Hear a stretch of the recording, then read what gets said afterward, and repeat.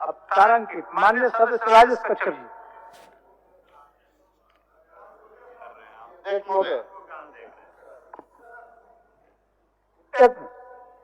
उनको पूछने दीजिए, फिर आपको मैं दूंगा। अध्यक्ष महोदय, मेरा माननीय स्वास्थ्य मंत्री से आप फूट करने के लिए बोल रहे हैं माननीय सदस्य, आप फूट करने के लिए बोल रहे हैं? ठीक ठीक ठीक, चलिए राजेश जी। महोदय, इसमें मेरा सवाल है कि जो कोविड काल में जो सीएचओ होते हैं महोदय, जो कॉन्ट्रैक्ट जॉब वाले सेवक हैं, और पूरे कोविड काल में इनको सरकार ने भी बहुत अपना पीठ थपथपाया। पूरे कोविड काल में अपने जान को जोखिम में डाल करके पूरे राज्यवासियों का इन्होंने सेवा किया महोदय। और कोविड काल से बिफोर ये अपने गृह जिला में थे। जब कोविड काल में चूंकि सरकार को सेवा लेनी थी तो इनको राज्य के विभिन्न जिलों में भेजा गया और उस टाइम तो सेवा दी, लेकिन आज तक वो जो सीएचओ हैं उसी जिले में है जहाँ कोविड काल के दरमियान उनको भेजा गया था। और चूंकि ये सैलरी पे नहीं है महोदय, ये मानदेय पे है, ये मानदेय पे बहुत अल्प मानदेय पे ये काम कर रहे हैं और सेवा दे रहे हैं। तो मेरा प्रश्न है ये माननीय मंत्री जी से, क्योंकि बहुत अच्छा निर्णय भी ले रहे हैं, अच्छा काम भी कर रहे हैं, तमाम माननीय सदस्यों को सम्मान भी करते हैं, तो मुझे उम्मीद है कि आपके विभाग का जो मामला है, ये जो गरीब जो यहाँ के मूलवासी है, झारखंड आदिवासी मूलवासी तमाम लोग हैं, जो गरीब तबके के लोग हैं, वही लोग नर्सिंग करके आपको सीएचओ ज्वाइन किए हैं।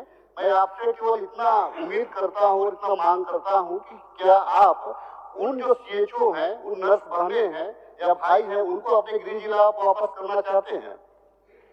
माननीय मंत्री जी। अध्यक्ष महोदय, विधायक राजेश कश्यप जी का जो सवाल आया है वो निश्चित तौर पर झारखंड के आदिवासी और मूलवासी को देखते हुए उन्होंने प्रश्न किया है। लोकल बच्चे जो हैं लोकल स्तर पर ही काम करें, सेवा दें। अच्छा प्रश्न है, मैं इस सुझाव को मानता हूं महोदय, और जल्द राजेश कश्यप जी को बुलाकर जो भी त्रुटियां हैं मैं उसको दिखवा लूंगा।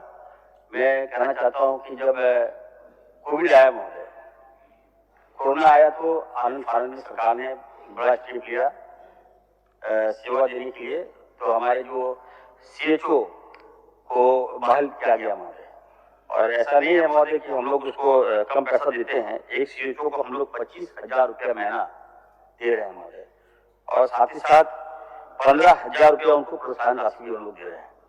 तो राशि में कमी नहीं है। हम चाहते हैं अगर उनको हम लोग रिपोर्ट किए तो वो काम करें, और अगर कोई ऐसा आयोजन आएगा मेरे पास की सर नजदीक जिले में है तो उनको हम प्रस्तावित करेंगे, हम इसको कोई दिक्कत नहीं है। लेकिन आप राज्यव्यापी अगर बोलते हैं तो ठीक है, हम आपको बुलाकर हम विभाग में बुलाकर महोदय कोई रास्ता निकालेंगे। अध्यक्ष महोदय, आश्वासन ये है महोदय, मैं सिर्फ इतना जानना चाहता हूँ कि ये जो 25,000 जो मानदेय है और 15,000 का इंसेंटिव हम उनको देते हैं महोदय, हम भी अपने बच्चों को इंग्लिश मीडियम स्कूल में पढ़ाते हैं महोदय, तो वहाँ कम से कम 3,000 रुपया फी लगता है। और उनका नाश्ता पानी को देखिएगा महोदय, नाश्ता पानी को देखिएगा तो कम से कम 5,000 एक बच्चे पे होता है। अगर 2 बच्चे हैं तो महोदय वैसे भी उनका जो है कि 15 से 20,000 रुपया खर्च। और अगर वहाँ दूर पे रहेंगे तो 5,000 रुपया भी उसका नहीं बचता है महोदय सेवा करने के बाद में भी।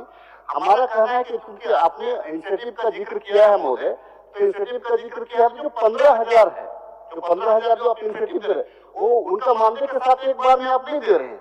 क्योंकि मैं मध्यम वर्गीय परिवार से जुड़ा हूँ, मेरे रिलेटिव और मेरे गांव घर के बहुत सारे लोग हैं, इसलिए मैं अपना दुख मुझे बताते हैं। तो हमारा ये कहना है कि जो इंसेंटिव हम 15,000 रुपया दे रहे हैं वो 4 महीना 5 महीना में एक बार देते हैं। उसमें उनके साथ में दिक्कत ये हो रही है कि जब अपना इंसेंटिव लेने के लिए जाते हैं तो जो बाबूगन बैठे हुए हैं उनको कमीशन पे उनका इंसेंटिव में भी उनसे 2,000 5,000 रुपए का कमीशन हर जगह आज से नहीं ले रहा है, ये चलता आ रहा है।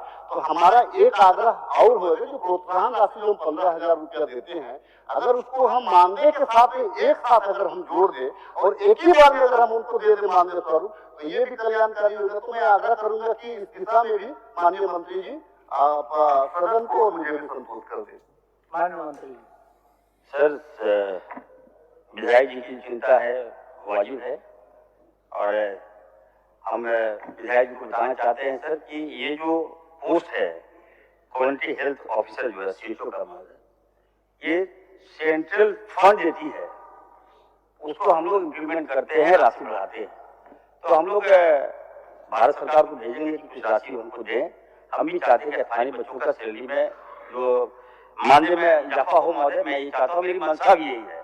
लेकिन दूसरी बात उन्होंने कहा कि जो स्थानीय लेवल पर जो कार्यरत है वो दूर नहीं जा सकते। तो निश्चित तौर पर महोदय हम बैठक किए थे और हमने ये भी निर्णय लिया है कि जो भी डॉक्टर इस राज्य में काम कर रहे हैं, या होता क्या है कि अगर मान लीजिए रांची के डॉक्टर महोदय उनको हम साहेबगंज कर दिए, वो वहाँ जाते नहीं, वहाँ इलाज करते नहीं है बढ़िया से, छुट्टी लेके भाग जाते हैं, स्वास्थ्य व्यवस्था वहाँ चरमरा जाती है महोदय।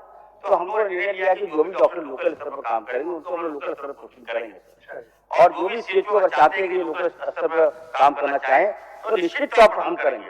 हमारी भी इच्छा वही है, वो ईमानदारी से काम करें और लोकल स्तर पर काम करें। पूरक अब हो गया, अंतिम पूरक है, हो गया राजेश जी, काफी पूरक हो गया। दोनों पार्ट तो मान लिया गया आपका, और क्या पूरक बचा इसमें बताइए। हमारा कहना है कि हम लोगों के यहाँ भी देखिए डॉक्टर की कमी है महोदय, और हमारे जो प्रखंडों में जितने भी आपके हेल्थ, जिसको आज आप आरोग्य मंदिर का नाम दिए हुए हैं, उस आरोग्य मंदिर में कोई डॉक्टर तो है नहीं, वहाँ तो एक ट्रेंड हमारा CHO ही है। अगर उनको नजदीक लाएंगे, और मुझे विश्वास है, मैं आपका आभार भी व्यक्त करता हूँ कि आपने आश्वासन दिया है। जब आपने आश्वासन दिया है तो हमारा जो सवाल है उन नर्स बहनों के लिए आप उसका कल्याण करेंगे। मैं धन्यवाद महोदय, माननीय मंत्री जी का। माननीय सर